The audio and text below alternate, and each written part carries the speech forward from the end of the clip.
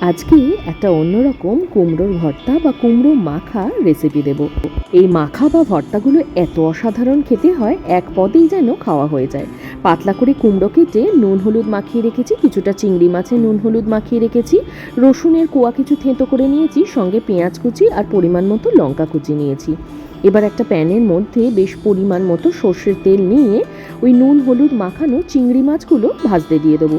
এখানে চিংড়ি মাছগুলো আর নরম করে নয়, বেশ কড়া করে লাল লাল করে ভাজতে হবে। প্যানটা যেহেতু যথেষ্ট বড়, সেই জন্য একসঙ্গেই রসুন, শুকনো লঙ্কা, পেঁয়াজ প্রত্যেকটাই বিভিন্ন দিকে ভাজতে দিয়ে দিলাম। এই ভর্তাগুলো মাখার জন্য পেঁয়াজ, রসুন ভাজা, শুকনো লঙ্কা এইগুলো একদম মাস্ট, আর এগুলোই আলাদা ফ্লেভার আনে। এর মধ্যে এই পেঁয়াজটা একটু কড়া লাল করে ভাজতে হবে, অনেকটা বেরেস্তা টাইপ করে।